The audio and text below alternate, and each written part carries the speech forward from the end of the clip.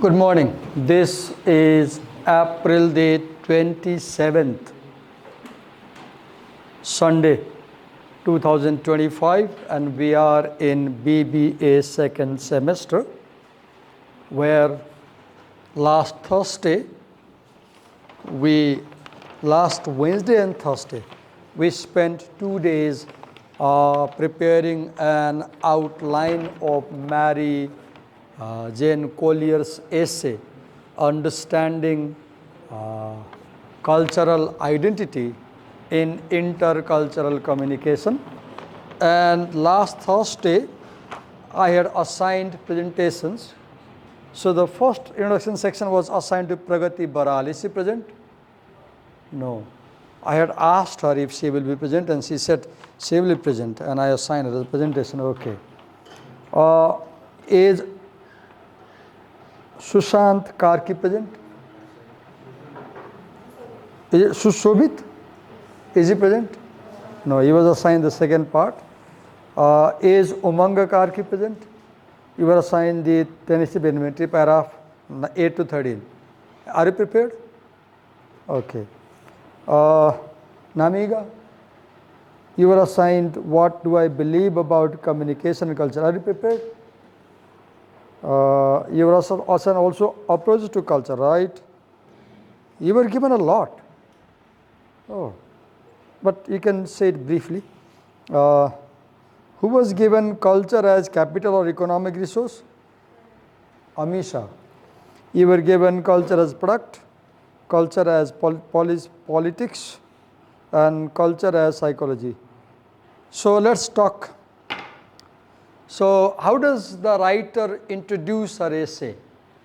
How does Mary Jane Collier begin her essay?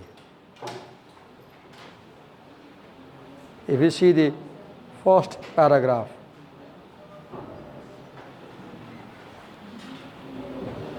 So this essay is about intercultural communication, as you can see in the introduction section. This essay is about intercultural communication, right? And she says that this essay is like a conversation. What is a conversation? In a conversation, what is a conversation? Converse. What is a conversation? In a conversation, yes, Amit is trying to say, what is your understanding? What is a conversation? Two or more parties conveying message to each other. Okay, both parties convey message to each other. Okay. A conversation is two-sided, both-sided. Right now, I had a question and he responded. This is a conversation, right? I went near him and again he defined what he means by conversation. So, as you read this essay, you will not only hear Collier's views, you will also write your views about what she is saying. That's why she says that please take your pen, and as you read my essay, chances are you may agree somewhere and you may disagree. So if you disagree about something in my essay, please write down where you disagree and why. She says you may like some ideas and you may not. If you don't like some ideas, write which ideas you don't agree with, don't like, and why. Right? So read it as a conversation. Then she talks about three things, if you see. She says, I express some assumptions about culture in this essay. Collier expresses her belief about culture in the essay, what she understands by culture and cultural identity. She expresses her assumptions. What is assumption? Something that you believe in. Something that you believe in. For example, my assumption is that as a teacher in the classroom, I should make you work rather than me doing the work. So I said, read the introduction and make notes. In a while, I will randomly call somebody to present there. Then she says, she makes particular arguments about intercultural communication. And she says that you may like some of my arguments, and chances are you may not like some other arguments. So please note down if you don't like something I say this is. Then finally she says that she will present an approach to deal with intercultural communication conflict. Can somebody tell briefly, very briefly, what this essay is about? Collier is a professor. She teaches intercultural communication. Collier teaches intercultural communication. Where? In America. Where in America? In college. And Collier has observed one intercultural communication phenomenon in American colleges. What is that? She discusses this as a campus problem. What is the campus problem? Somebody? Anyone? If you read? This is the problem I have in my class. I put questions and I don't get responses. What is the campus problem? In America, American campuses, there are two types of students. The native-born American students, let's say, the American white students, one group. Another is international immigrant students. Students who join American colleges from other countries. And Collier says that there is discrimination between the two types of students. She uses the term affirmative action. What is affirmative action? You are a girl and he is a boy. So the supposition is that in Nepali traditional society, girls are backward. So they need some additional support for development. So let's say the college says he will pay 50 rupees fee, he will pay only 25. So you got 50% waiver. Why? Because you are a girl. Now he may complain that this is a discrimination. This is affirmative action. What is affirmative action? Measures applied to let marginalized people grow ahead. For example, you may be given fee waiver, you may be given free residence, free lodging, fooding, whereas other people may not be given that, right? So, then for example, immigrant students have the residential facility, which native students may not have. Immigrant students have cultural centers for their culture. There are buildings dedicated as their office where they can go, they can meet their own friends there. Like if you are a Nepali, there is a Nepali Culture Center in a university in America. So in that Nepali Culture Center, you have the president of Nepali Culture Center, cultural organization. There is a president, a chair. There are sofas. You can go there, you can meet other Nepali people. There can be subjects taught about like women's studies, studies about marginalized people, black studies. Now when native students see this thing, they might complain that this is a discrimination. And this may bring the two fractions, the immigrant students and the native students face to face, and they may have a conflict. They may have a conflict, they may have a quarrel, fight. Why are they taking the resources? Like, and then Collier sees a situation where people coming from two cultures have a conflict. They have a conflict. And then she decides to write an essay about this cultural conflict. And her argument is the root of intercultural communication conflict lies in where? The root of intercultural communication conflict lies in cultural identities. In what? Cultural identities. Is anybody, okay, take my questions easily, okay? because I'm asking these tough questions with a purpose.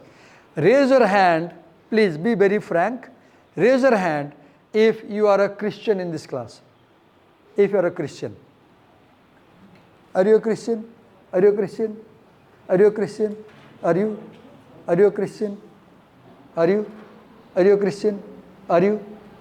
Oh, nobody. Muslim?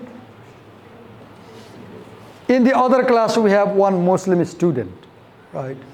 It was easier for me to take his example to make my point understand. Now, what I was saying, cultural identity is who you are. For example, her last name is Rai. What's the first name? Subigya. Sorry. Subigya Rai. If my last name was Divakar Rai, how will you feel? Sir. Okay. How Rai ho? Oh, ta. Why na wala? Kina? Rai jasto dekhdaina, you will say. Chances are, like she looks like a Rai girl, no doubt. Nobody will think she's a Brahmin girl. And nobody will think she's a Rai girl. She looks like a Brahmin girl, she looks like a Rai girl. Biologically. Ethnicity, that ethnic identity is biologically present, right? But I'm wrong if I speak like this. No, I shouldn't speak like this. There can be, I had a student at the university.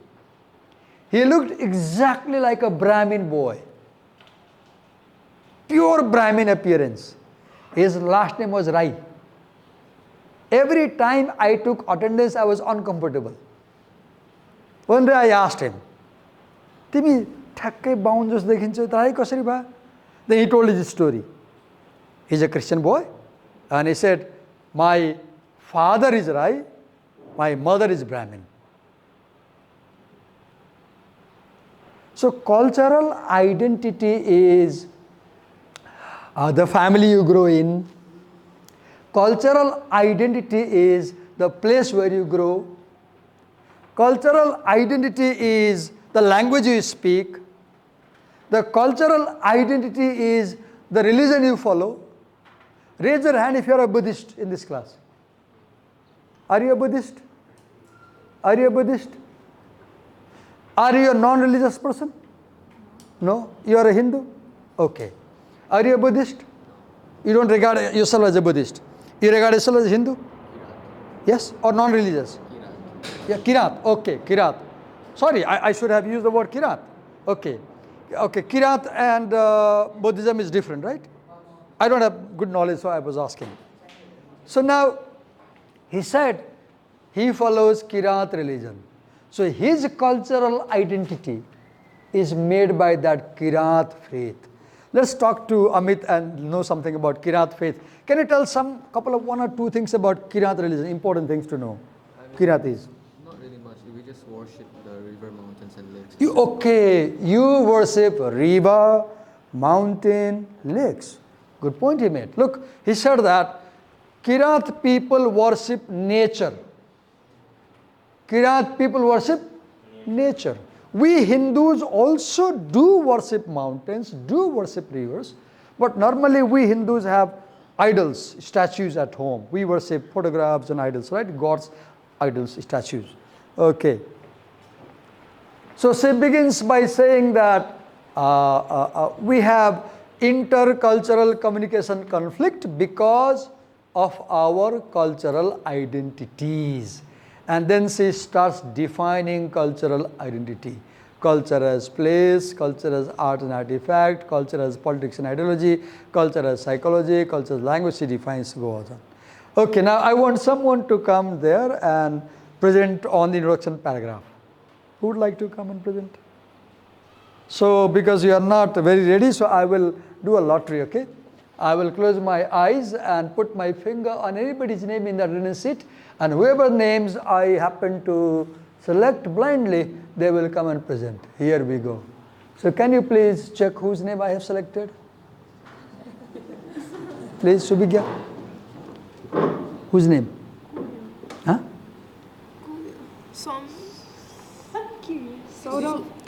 Shubhamshu Gautam. Oh, how lucky. Not your class? Oh, where your attendance sheet? So here we go. So I will put my finger someone's name and they will come and present, right? So here we go. So Bigya, whose name have I selected? Kumuda. Okay, here we go. What name do I have now? Huh? Amisa. You won the lottery. Amisa, right? Huh?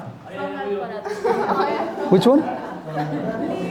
Samrat. This one. Samrat Parajuli.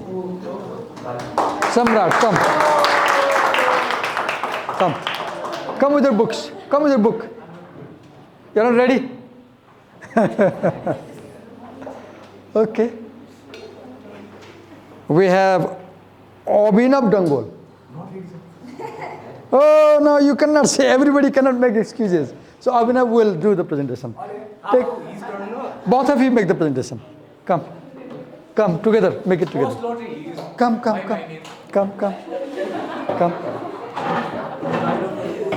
Huh?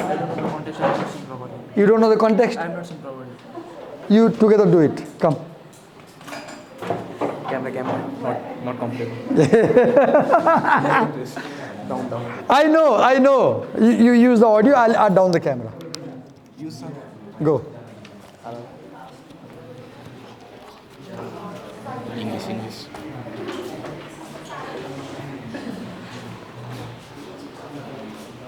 Talk about the introduction, 3 paragraphs. You can. Go ahead, your turn first. No, I think so. It's your turn. I think it's your turn. Your turn, go now.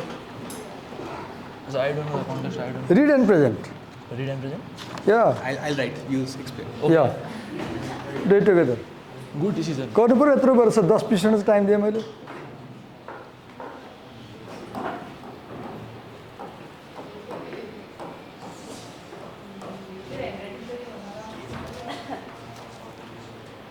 Please use the mic when you speak.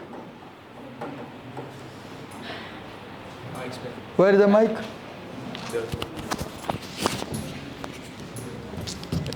Wait. Go on. It's all right. Go on. Okay. Mary Jane Collier. Mary Jane, okay. Mary Jane Collier. She makes an argument in the introduction section. What is that?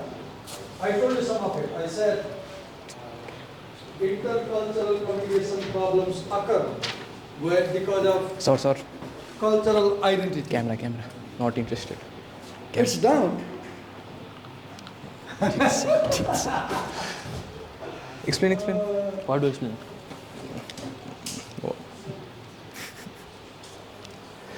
The camera puts some pressure on it, right? You have to perform because I think it comes, right? Is that a good thing or bad thing? If you take it positively, it's a good thing. Maybe it's bad. So what does he say? I'll write and explain. If we do not have good knowledge of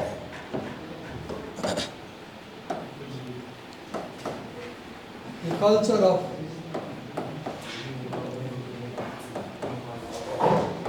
other people, then we may have conflict with them, and this conflict may end up in violence and military action. Therefore, should study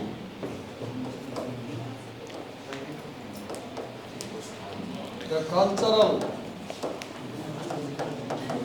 identity of the other people so that we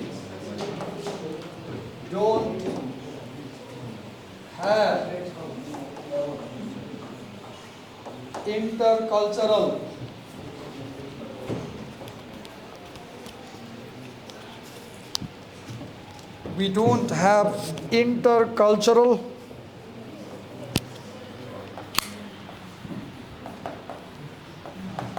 communication conflict. This is the argument she makes. You do one thing. We have 25-minute time with complete pin of silence. Read the essay from beginning, make notes, I won't teach you. Go. Read the essay from beginning, I won't teach you. Why should I teach you? You first read it. Read the essay from beginning. Everything, every paragraph, not only what assigned you. Read from beginning and make note. Reading in my class always means with note making. Read and make notes. Read the essay and make notes.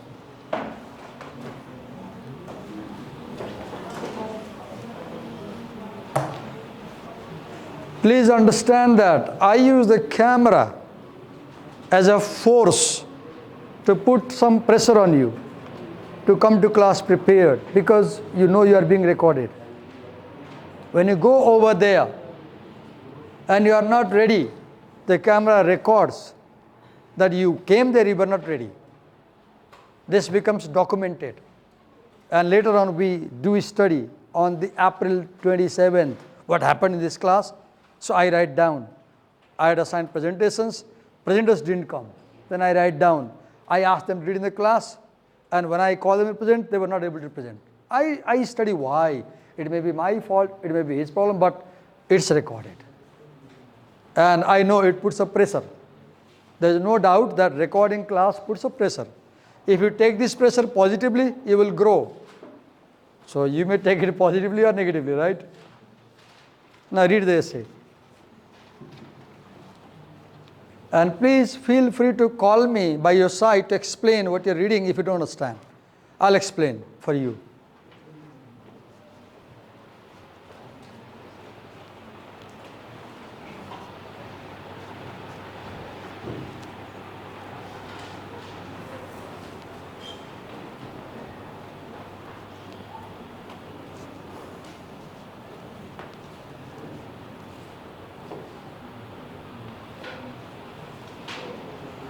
In the second paragraph, if you see, Mary Jane Collier presents her profile.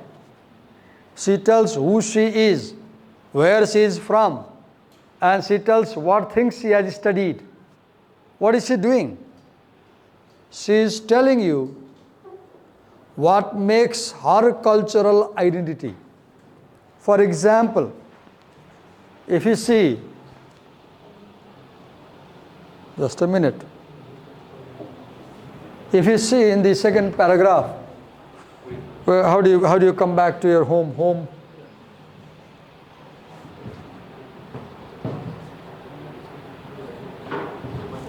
If you see in the second paragraph, for example, this is the second paragraph, right? This one. Look, she says that my orientation of intercultural communication, my understanding of intercultural communication is based on, number one, where I come from. So you write, I come from where? You write my intercultural communication orientation. In your copy, you can write my intercultural communication orientation. And then write, my name is, your name. Then write, I come from, for example, I come from Parvat in the western Nepal. Where do you come from? Right? Then, where I have been. Look, your cultural identity is shaped by where you are born. She is born in a Bandari family. Look, I am 100% sure the two girls are different. Though they are classmates, benchmates, they are different in many things. What brings this difference? One answer is because they come from two families. She comes from a Brahmin family, she comes from a Rai family. So where I come from, that shapes my cultural identity. Amit does not have this pig's tail. I have. If he had been born in a Brahmin family, he will have, chances are. If I was a Rai boy, I won't have. And this is the cultural identity of a Brahmin. Because I come from a very strict religious family. Right? So where do you come from? Where I have been. I have been to India, where I was born. I spent first 20 years of my life in India. And in India, during Dashara, Vijayadashami, they will fast. They will not eat meat. They will not drink. They will put on pure clothes. They will eat only vegetarian food. They will fast. And they will worship Goddess Durga. But when I came to Nepal as a child, I saw people sacrificing goats and eating meat. I was baffled. I couldn't understand. I hated Nepali people. Kasto Nepaliharu होला काम नलाग्ने मासु खान्छ. Because I was born in India. See my cultural identity. I grew up believing that during Dasara, all these festivals, you should go fasting. You should worship God. Because I went to India. I lived there in India, right? Then, look, I am European. You are Asian. Right there, I am Asian. American. You are Nepali. White. You are brown. Middle class. You may be middle class, upper class. Middle aged. You are teenage. You are not middle aged. Lived on a Navajo reservation. Right, where you live. I live in Manamaiju, a place called Iledol. Then Arizona, the town. I live in Kathmandu, city. Right? I have been a sojourner to South Africa. I have been a sojourner to India. What country have you traveled? Write down if you have traveled. Because if you have traveled to different countries, you will have cultural exposure. You will have different cultural identity. Right? So do you see in the second paragraph, Mary Jane Collier describes her what has shaped her orientation, her outlook. What has shaped? Not only that. Look here. She talks about her studies. She says that she has studied national, ethnic and gender identity. Look, she is a scholar of the subject on which she is writing. Then she has studied intercultural communication about South Africans' identity, right? Then she has studied British ethnic groups. She has studied Palestinians. She has studied Middle Eastern culture. And do you see, Mary Jane Collier begins by saying that she has very vast knowledge on the subject she is writing.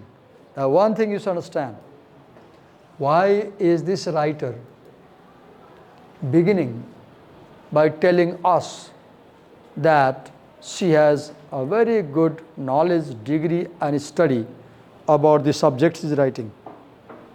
This is called ethical appeal. What do we call it? What do we call it? Ethical appeal. When a writer writes, the writer may convince you in three ways. A writer may convince you in 3 ways. A writer may persuade you in 3 ways. What are they? What are they? Number 1, a writer may convince you to believe what she writes by showing that her character is very good, her personality is very good, her education is very good, her experience is very good. If a writer shows that she has very good academic qualification, she has long academic experience, she has wide study on the topic, then you believe what she says. This is called ethical appeal. What do we call it? Second is logical appeal. What is logical appeal? If a writer makes good argument, if a writer makes good reasoning, if a writer uses language very powerfully, if a writer shows that she has a lot of knowledge about the topic, if a writer brings a lot of scholarly resources to back up what she is saying, this is called logical appeal. What appeal? What appeal? Logical. Persuading you by logic, by reasoning, by knowledge. Third is emotional appeal. Emotional appeal. Touching your emotions. If a writer writes in such a way that as you read, you cry reading her novel. If a writer writes in such a way that your emotions are stirred as you read the poem, then this is emotional appeal. Here in this essay, in the second paragraph, you see ethical appeal. What do you see? Ethical appeal. She does 2 things in the second paragraph. Number 1, Mary Jane Collier presents her profile, which helps you understand her orientation of intercultural communication. Second, Mary Jane Collier uses ethical appeal because she is showing that she is not an ordinary person. She has studied Africa, she has studied Britain, she has studied America, she has studied Palestinians, she has studied Middle Eastern. She is writing about culture and she has studied many cultures. That means Mary Jane Collier is a learned scholar on the topic she is writing. This is called ethical appeal. Now read the next paragraph. Read the next paragraph. सबै मैले भन्ने तिमीले पढेर के बुझ्ने? Look, she says she has done MA and PhD in communication.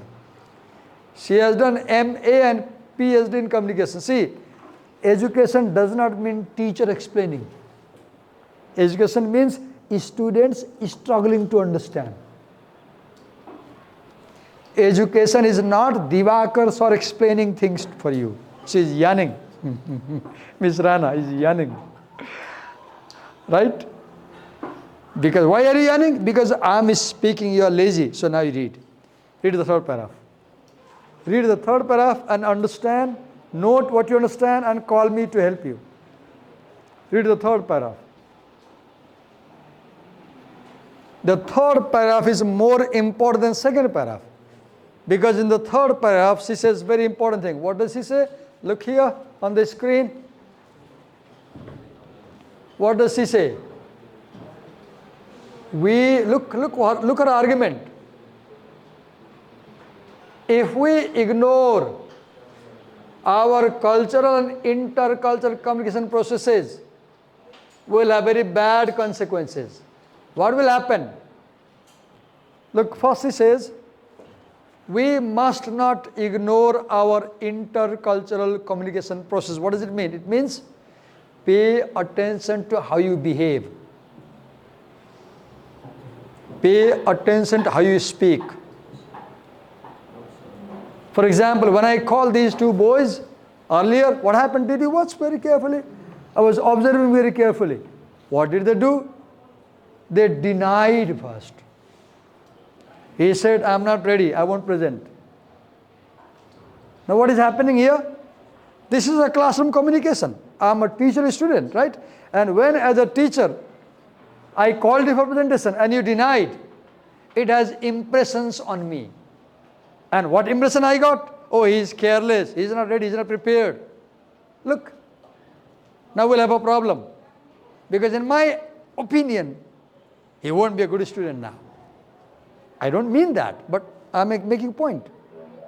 I'm showing you, always pay attention how you behave, how you talk, how you communicate. I called him, he instantly denied, and he accused me of discrimination. He said, sir, you called him, why now me? He's right, from his perspective, but I was expecting that he will take up the challenge. But he surrendered. So what point I'm making? Listen to me carefully. Communication is a process. Here is a teacher, the actor, students, co-actor. The teacher goes down, assigns reading. You read for 20 minutes or 15 minutes. Then the teacher does a lottery, calls somebody to present, and you are not ready, right?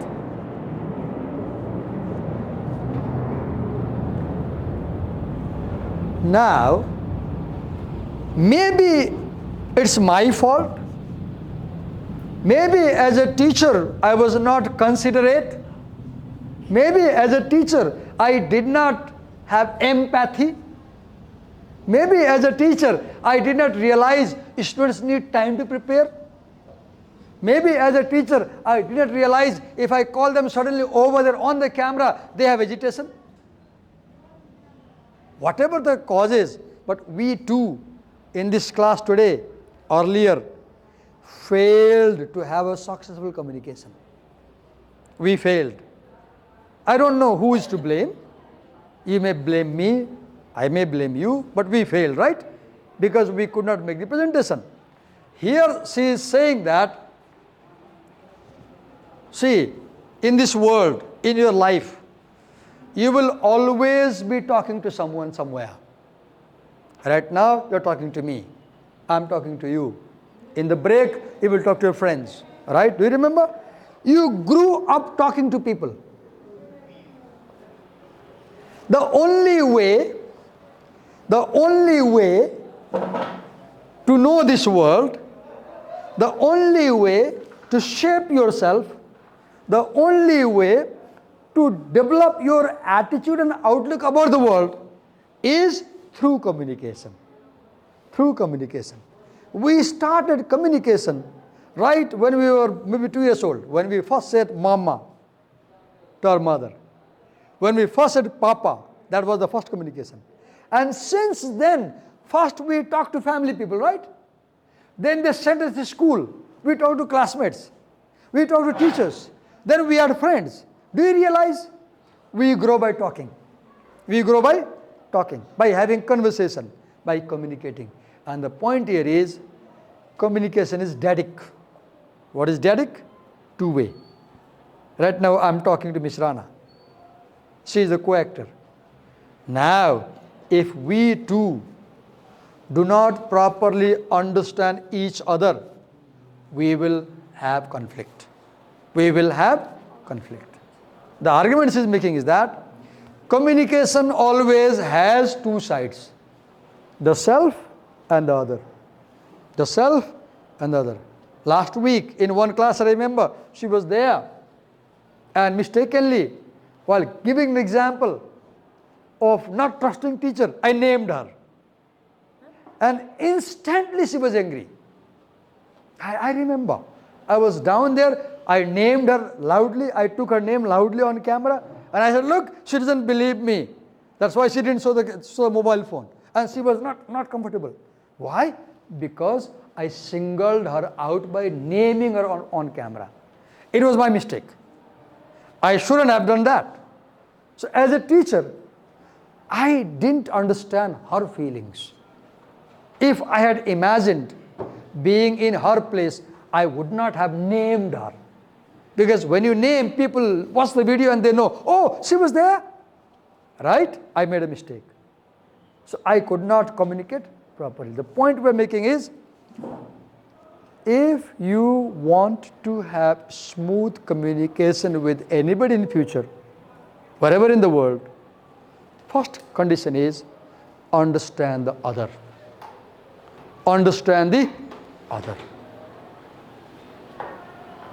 To make it simple, understand the other means understand the culture of the other.